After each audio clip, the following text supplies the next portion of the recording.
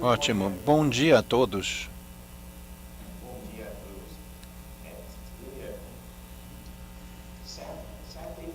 É um dia triste para mim não estar com vocês em Brasília. Já estive aí muitas vezes. Eu gosto muito de visitar o Brasil. Há tantas coisas que acontecem, mas fiquei preso 2 dias nos aeroportos por causa do mau tempo. Eu fiquei muito decepcionado. Talvez tenha a ver com as mudanças políticas nos Estados Unidos, tentando prevenir. Eu sei que o orador anterior falou da eleição nos Estados Unidos. Me pediram para falar sobre a economia da precificação do carbono, mas também me disseram que o público, onde talvez nem todos conheçam as ferramentas de política, de clima, então não vou entrar muito nos detalhes técnicos, eu vou tentar generalizar, pelo menos não dar muitas equações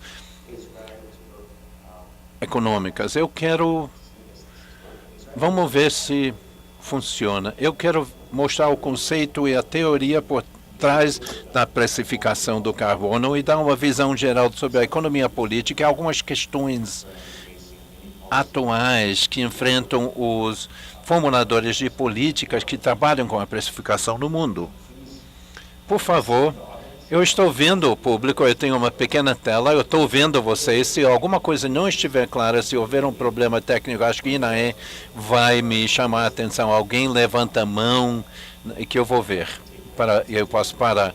Eu posso receber perguntas durante a apresentação, mas tecnicamente talvez seja mais fácil no final.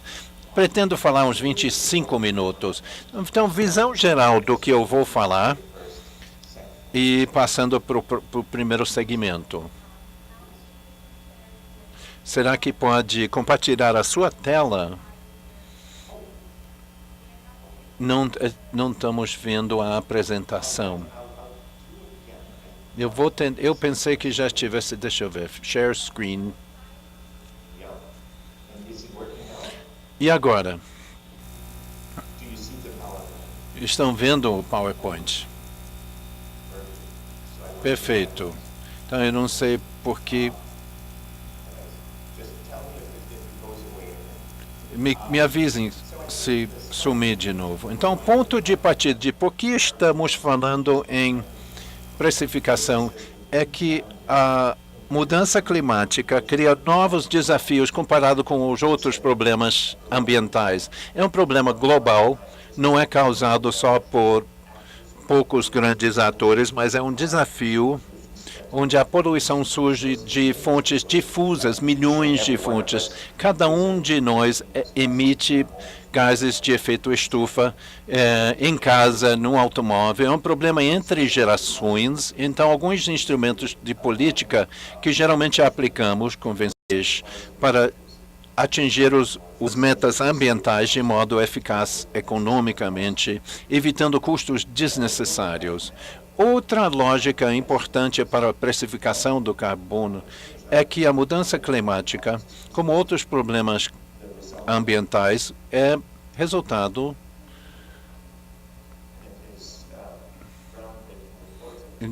houve um corte no som. A economia da mudança de clima é a maior falha de mercado vista da humanidade. Está cortando o som. Nas transações entre compradores e vendedores, os poluidores não precisam cobrir os custos sociais de sua poluição.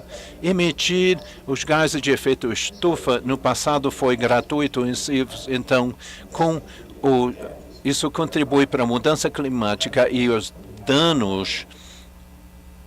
Cortou de novo. Está em silêncio. O que a precificação pode fazer?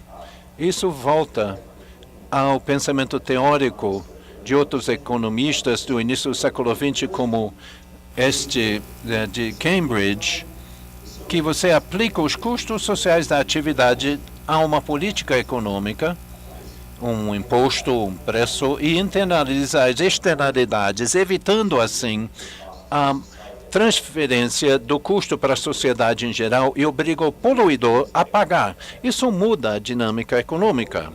o importante é que a precificação do carbono oferece a flexibilidade. Então, esses instrumentos de mercado permitem que as reduções, o abatimento, redução, através de novas infraestruturas, ocorra onde for mais barato, em vez do governo ditar exatamente onde ou como vai haver o abatimento. E o prêmio é que para certos tipos de precificação é que você pode gerar renda com isso. Isso é muito importante. A mudança climática muitas vezes é descrito como um dos grandes desafios ao investimento. Se estima que é necessário mais de $1 trilhão perpetuamente para mudar as economias da poluição, da intensidade em gases de efeito estufa para infraestruturas e tecnologias mais limpas que precisamos alcançar. Isso é muito intensivo em capital a longo prazo, são ativos de longo prazo que têm que ser substituídos. Então, a renda pública para estimular essa transformação é muito importante. Então, levando em conta os vários argumentos, muitos especialistas e entidades internacionais já descreveram a precificação do carbono como um primeiro passo, ou fundamento para qualquer abordagem de política pública para lidar com a mudança de clima.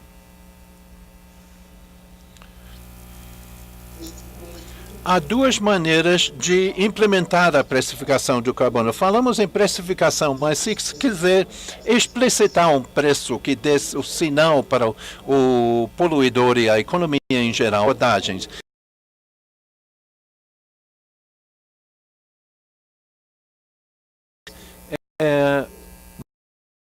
Há preços relativamente voláteis que podem ser problemáticos também. A regulação tradicional, padrões de... tem preços implícitos, mas não cria um preço explícito de carbono que possa ser discutido e contabilizado. É um preço implícito, às vezes um preço de sombra de carbono. Então é difícil ter esse sinal que incentive um comportamento mais sustentável. Então, a precificação explícita é realmente mais os impostos e o comércio de emissões. Eu sei que vai haver uma sessão mais tarde sobre o comércio, mas há grande número de países e jurisdições nacionais e subnacionais no mundo que já implementaram uma forma de precificação explícita do carbono. Mais de 60 jurisdições hoje em dia, e há mais cada dia entrando. É uma boa divisão entre abordagens com base em preço, em impostos e em quantidade também de emissões. Pode ver como isso vem crescendo na última década com a União Europeia, várias outras jurisdições também, América do Norte, e o maior salto seria o ano que vem se a China cumprir com sua intenção de criar um sistema nacional de levar em conta que nas contribuições nacionalmente determinadas apresentadas no processo de Paris, mais da metade indicam que querem usar mercados de carbono para alcançar suas contribuições, seus compromissos. São que há várias outras estão avançando. Temos muitas jurisdições engajadas na precificação e ainda vão entrar nesta abordagem de política. E agora? Isso eu ameacei que vou olhar um pouco a economia da precificação e explicar por que é tão sedutor usar a precificação comparado com outros instrumentos mais conhecidos e tradicionais, uma tradição administrativa de implementação como padrões de desempenho. Mas tem mais a ver com eficácia de custo, a eficiência estática da precificação de carbono comparado com outros instrumentos. É um ponto que você presume que se você puder fazer com que todos os poluidores, num contexto de política pública, que tenham o mesmo custo marginal na redução de sua poluição, do abatimento, se pode equalizar o custo marginal de abatimento entre todos os poluidores, tem um equilíbrio econômico ótimo, porque não pode reduzir em outro lugar de modo mais barato. Todos reduzem com o mesmo custo. E aí tem um ótimo de Pareto, é a condição que está por trás da eficiência econômica da precificação do carbono. E sabemos que em toda a economia, os poluidores, de fato,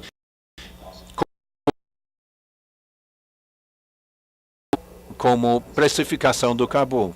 De carbono. Por que isso é preferível? Então, vendo a empresa na precificação com preço fixo em todas as entidades, a empresa 1 abate mais ou outra menos no agregado, ou a área escura debaixo do preço, da linha do preço, e no instrumento de comando e controle, uma entidade abatia a empresa 1, isso, e com a empresa 2 em cima. E agora, se olhar o preço que teria alcançado para abater, em geral, à esquerda, vemos que a empresa 1 está pagando desnecessariamente mais por tudo acima da linha à direita. Essa diferença é a perda de peso morto, é o custo adicional que o comando e controle causa para chegar ao mesmo resultado comparado com a precificação. É por isso que, usando a flexibilidade, nos atrai muito mais. É o mesmo resultado de política pública, mas a um custo menor. O que quer dizer isso em termos da comparação de vários instrumentos? Se olharmos vários instrumentos já usados na política de clima, podemos dizer essencialmente que tanto a tributação quanto os mercados de carbono com o comércio de emissões são bastante eficazes, com resultados previsíveis e muito eficientes comparados com outros instrumentos como padrões ou normas de desempenho. Então, isso quanto à teoria econômica, a eficácia estática da precificação. Mas, claro que outro aspecto menos teórico, mais baseado na experiência no sistema político, é a economia política da precificação do carbono, que é bem singular.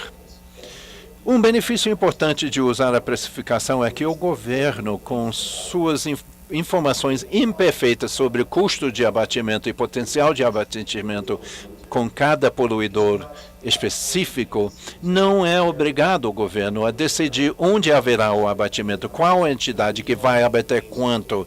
Normalmente seria o caso com comando e controle, então, ou licenciamentos, ou padrões de desempenho. É o mercado, em vez disso, que vai decidir onde mitigar. É por isso que é mais eficiente. Há, no entanto, incertezas quanto aos aspectos básicos. É complicado usar a precificação, como é complicado usar outros instrumentos. Há incerteza quanto às emissões passadas e atuais, e a incerteza sobre os impulsores das emissões futuras, ciclo econômico, outras coisas. A inovação, novas tecnologias que abatem os custos, outras políticas que interagem com estas políticas climáticas. Tudo isso tem um impacto sobre os níveis futuros das emissões. E se você tem um sistema de comércio de emissões, isso vai afetar da tributação, é que você já tem uma infraestrutura para arrecadação de impostos, para fazer cumprir contra a evasão, as taxas sobre mineração.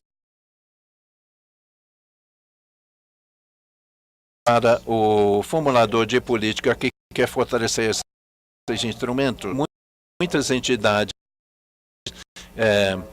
utilidade no sistema de emissões, de limite de emissões, mas o limite, o CAP, que se justifica cientificamente, é uma questão mais técnica. Manipulação de mercado, o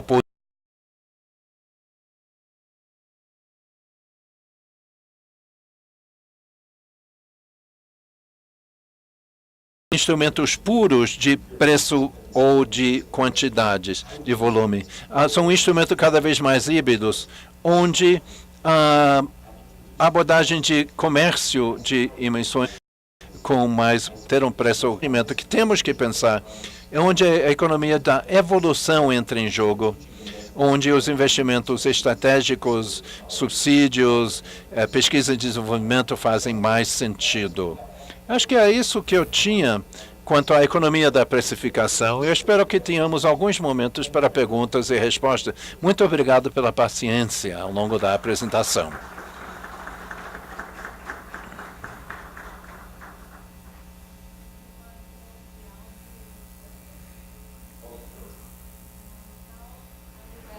Diz que o áudio estava ótimo. Eu não estou ouvindo, a interpretação não está ouvindo bem o inglês ali.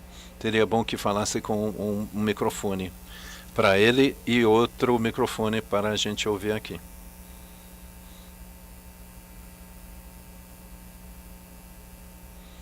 Principalmente para quem for fazer as perguntas, poder interpretar.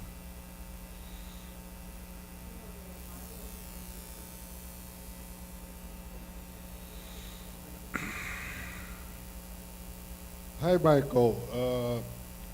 You mentioned Alô, Michael. Você falou rapidamente sobre a redução positiva o aspecto positivo da precificação. Pode não ser um custo, mas um prêmio também. O parágrafo 108 de Paris, que considera que as atividades ou ações de mitigação têm intrinsecamente um valor. É uma nova forma de precificação do carbono, porque você precifica a redução e a sua remoção. É a cenoura em vez do pau e do chicote. Então, os mecanismos estão começando a ser discutidos. É um negócio que vai demorar um pouco para juntar esses e construir esse instrumental. Mas deveria mencioná-los na lista de opções e possibilidades. Sim, eu vou responder logo. De certo modo, o racionamento quantitativo do carbono opera assim, assignando valores à redução de emissões, introduz as compensações no sistema de comércio de emissões, que é a oportunidade de pagar pelas reduções do jeito que você sugeria. Há outro debate sobre outras formas de fazer isso. Eu acho que o Brasil participa de modo importante no debate sobre redução de emissões nas florestas e no desmatamento e encontrar formas de como pagar pelas jurisdições que implementem políticas que reduzam as emissões. E a fonte disso pode ser através da precificação. Acontece nas compensações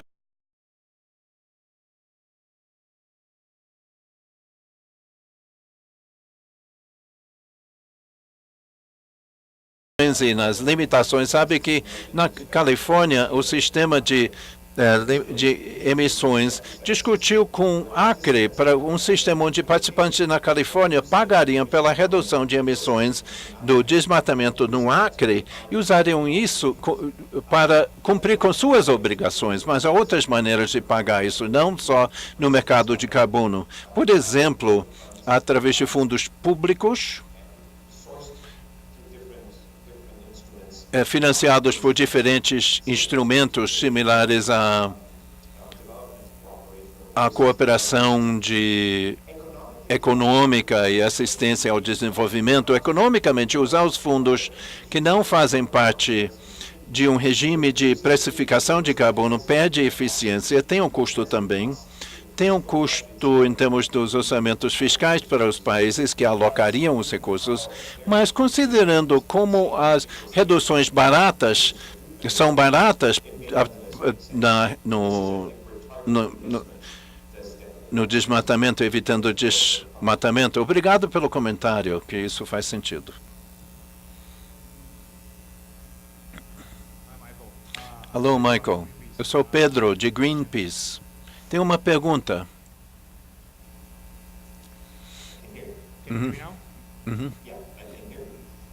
Ele está ouvindo. Muito obrigado, em primeiro lugar. Eu sou Pedro, do Greenpeace. A minha pergunta é, com base na sua experiência, vendo a vida real de experiências na execução do sistema de tributação e comércio de emissões, qual o sistema onde a responsabilização e a transparência funciona melhor? Qual dos sistemas que satisfaz mais essa parte de accountability e transparência? Se houvesse uma resposta clara, seria muito sensível, teria muito cuidado, mas não há uma resposta clara. Ao observar as experiências no mundo, não podemos dizer peremptoriamente que um instrumento ou outro é preferível. Tem muito a ver com o contexto político, a economia política da jurisdição em questão. E mais importante do que isso, o fato de que nenhum dos instrumentos em si sai ganhando, isso leva à hibridização que estamos vendo, instrumentos que procuram captar os benefícios das duas abordagens. Eu diria uma coisa, que politicamente, mesmo que o imposto sobre o carbono seja mais direto na implementação administrativa e manda um sinal bem mais claro de preço ao investidor, politicamente é muito vulnerável e é uma perda muito grande quando a Austrália teve que abolir a precificação como um todo, que teria virado um sistema de comércio, mas a crítica é que eram os preços fixos. O Reino Unido tem um preço chão, um preço mínimo em efeito. Isso é politicamente difícil. Agora, os sistemas de comércio de emissões são muito resilientes, mesmo na recessão, a produção aumenta e os preços caem das emissões.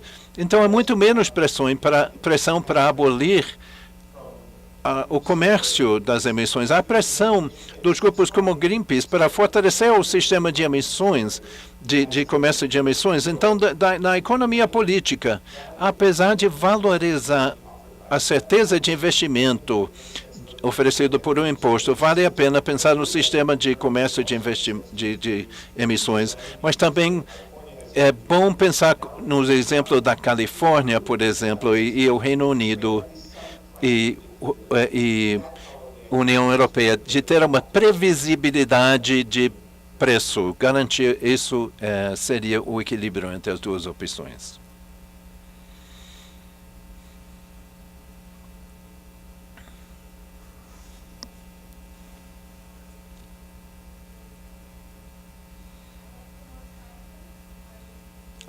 Duas perguntas mais.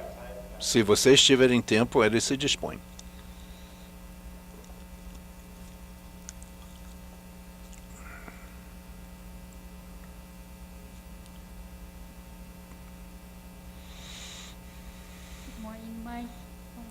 Bom dia, parabéns pela apresentação. Eu sou Juliana, do projeto de revelação do carbono.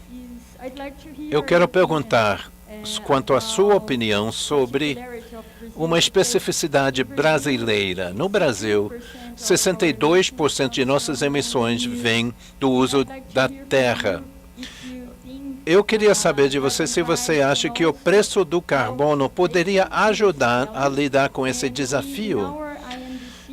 Na nossa contribuição determinada, o Brasil diz que vai restaurar 12 milhões de hectares. Se você vê uma forma de combinar mecanismos de precificação com incentivos econômicos para alcançar essa meta de recuperação de terras.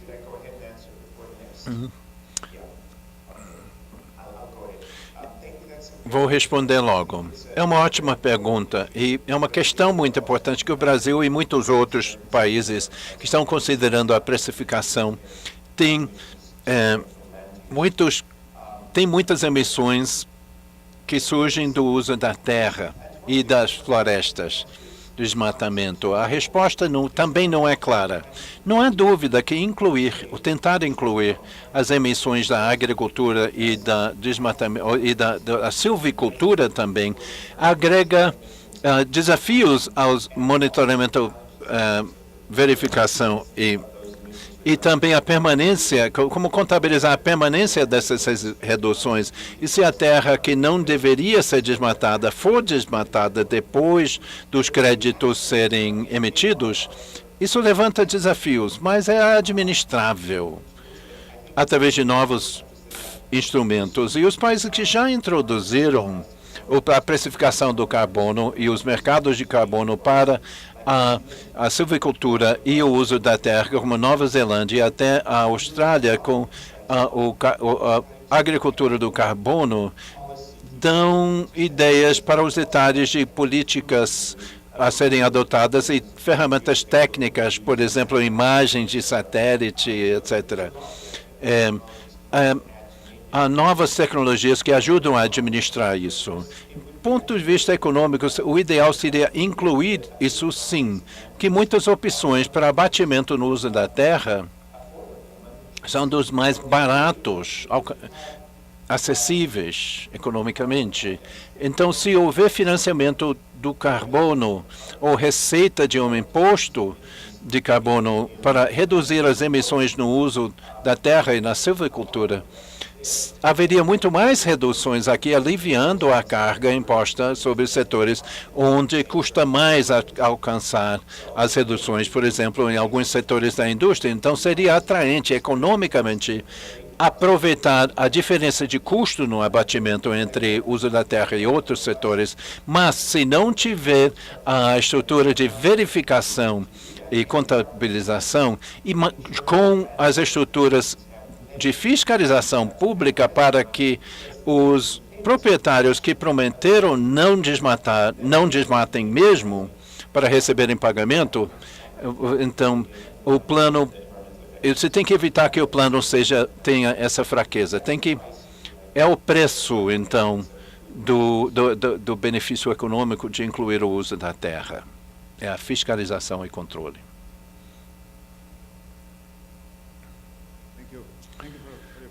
Obrigado pela apresentação. Eu sou Gustavo, do Instituto do IPEA no Brasil. Está me ouvindo? Sim, está ótimo. Já tocou na pergunta que eu tenho, mas eu quero agregar que estamos lidando economicamente com dois tipos de produtos. Se falamos de carbono da biosfera ou carbono de origem fóssil. Do ponto de vista econômico, agregaria uma nova falha de mercado se você considerar tanto o comércio igual um por um, porque se não reduzirmos o suficiente nas emissões a partir dos combustíveis fósseis, vamos mudar a atmosfera. Do ponto de vista da ciência atmosférica, se mudarmos as condições atmosféricas com a mudança climática de modo a começar a emitir mais do solo, o que está acontecendo agora na tundra, e se projeta que está acontecendo na Amazônia também, e vai acontecer em todo tipo de solo, com cada vez mais seca, mais calor nos solos, haverá mais emissão do carbono sequestrado e com permissões para maiores emissões das fontes fósseis. Então, estamos comparando bananas com maçãs, trocando os dois como coisas iguais. Obrigado, eu não preciso agregar nada a esse comentário. Muito obrigado, Michael. Ela está falando fora do microfone, não posso. Esperamos encontrá-lo novamente outra hora. Sim, totalmente. Um cafezinho seria ótimo mesmo. Até mais.